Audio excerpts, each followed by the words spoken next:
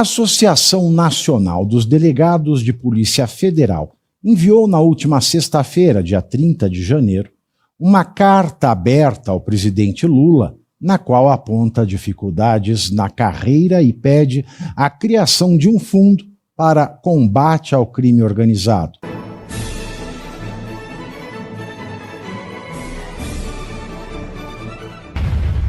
Unidos da PQP, né? Imagina que eu ia ver essas notícias politicamente corretas do carnaval. A Associação Nacional dos Delegados de Polícia Federal enviou na última sexta-feira, dia 30 de janeiro, uma carta aberta ao presidente Lula, na qual aponta dificuldades na carreira e pede a criação de um fundo para combate ao crime organizado. Para os delegados federais, aspas, a ausência de investimento adequado, de proteção legal e de políticas de valorização resulta inevitavelmente na redução da capacidade técnica da Polícia Federal e na concessão de vantagem estratégica à criminalidade organizada.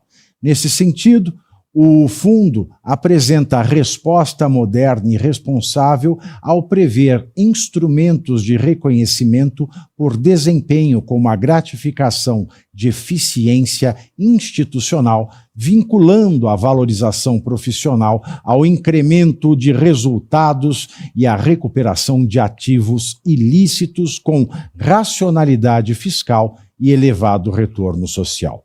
Contudo, como diria Maria Antonieta do Agreste, se não tem pão que comam brioco. Em 2025, enquanto estados e municípios tiveram saldo superavitário de 9,53 bilhões de reais, só o governo Lula registrou déficit de 58,68 bilhões. As empresas estatais apresentaram um déficit de 5,87 bilhões, o segundo maior rombo da história do Brasil, e perde somente para o rombo anterior do PT. Esse número é acompanhado com atenção pelas agências de classificação de risco para a definição da nota de crédito dos países, indicador levado em consideração por investidores, sem contar, não tem dinheiro para a Polícia Federal combater crime organizado, o governo regaça no gasto, e hoje a Câmara das Deputinhas, lá de Brasília, a Câmara das Deputinhas tem a audácia de aprovar 2 projetos que reformulam a estrutura de carreiras do Legislativo Federal, alteram a composição da remuneração de servidores efetivos e ampliam o peso de gratificações vinculadas ao desempenho e o exercício de funções estratégicas. Os textos ou textos, alemão? Você tem que decidir. Os textos aumentam o vencimento básico dos servidores do Congresso e criam gratificações de desempenho que podem alcançar o equivalente a 100% do salário base dos funcionários. Nenhum dos projetos faz estimativa do impacto da medida nos gastos públicos.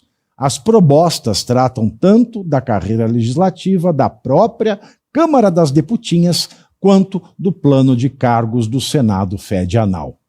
E aí, Deise, esse país está todo certo, hein?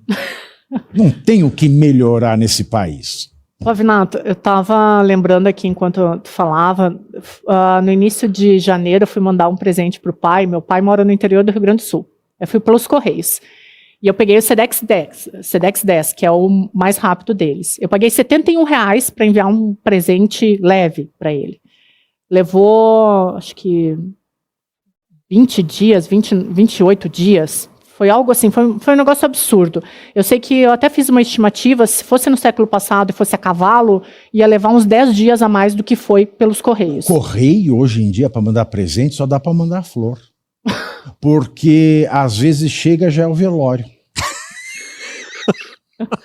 Mas, eu não arrisco, não. Correio. Não dá, assim. E foi isso que o PT, e aí foi o PT mesmo, foi o Partido dos Trabalhadores, foi isso que o PT fez com os Correios.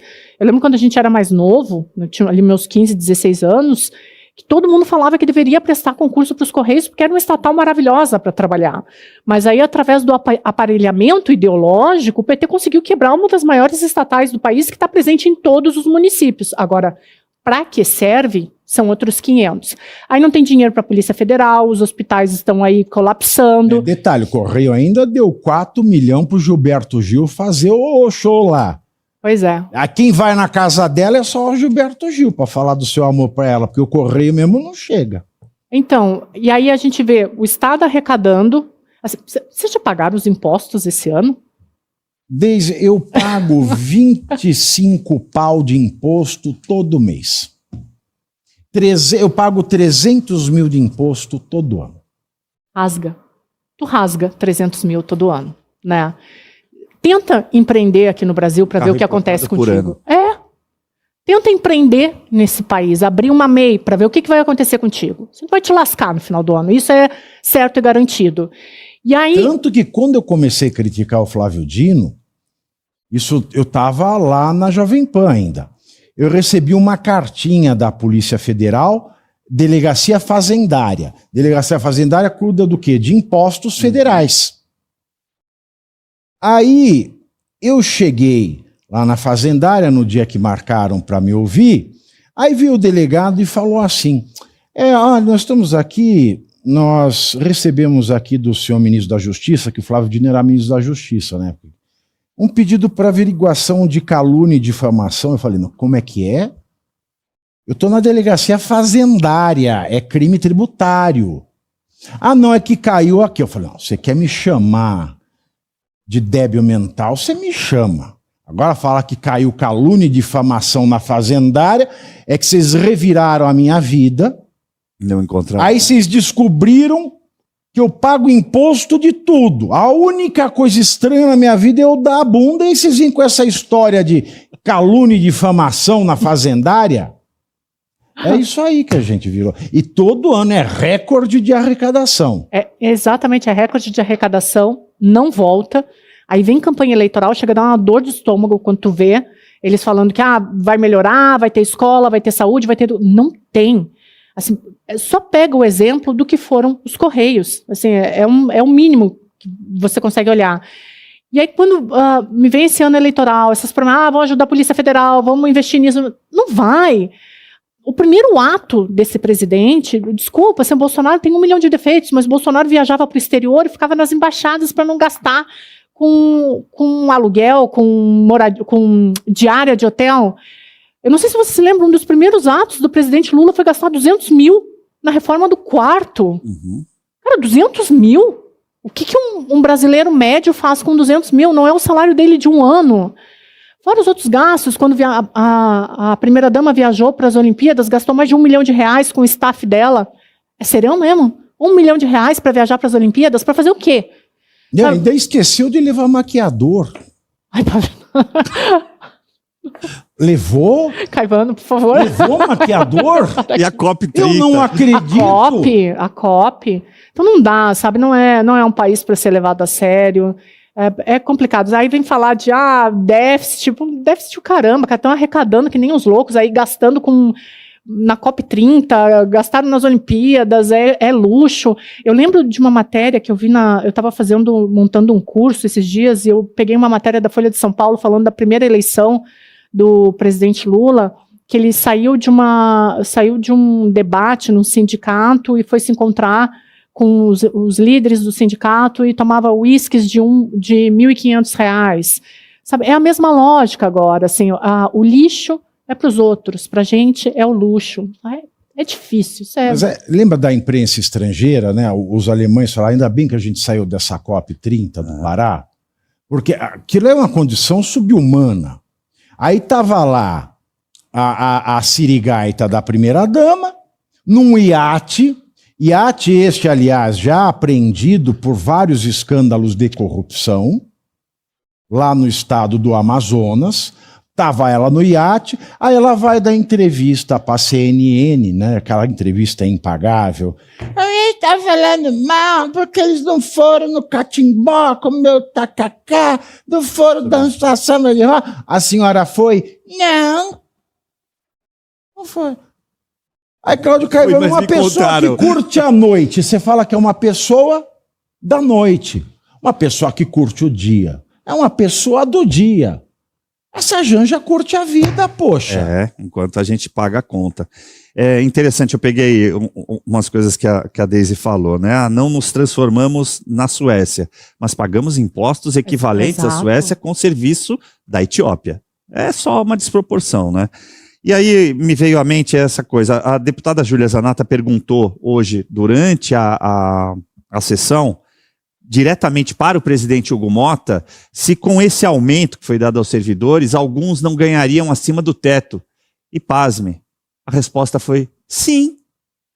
O presidente da casa responde como se fosse a coisa mais normal. Como você usou aquele exemplo da normalidade, né? Como se fosse a coisa mais normal do planeta, que as pessoas pudessem ganhar acima do teto constitucional. Agora me responde uma coisa. Nós não temos a maior bancada de direita da história do universo? Como é que aprovou? 127 votos, pelo menos. Como é que aprovou? Pois é. Como é que aprovou? É o que eu vou falar agora. Tem um jurista, teve, né? Existiu um jurista francês lá no século XVI. Jacques Leclerc. Não, Etienne de la Boëte. Ele escreveu Discurso sobre a Servidão Voluntária. Excelente livro, fininho, rapidinho.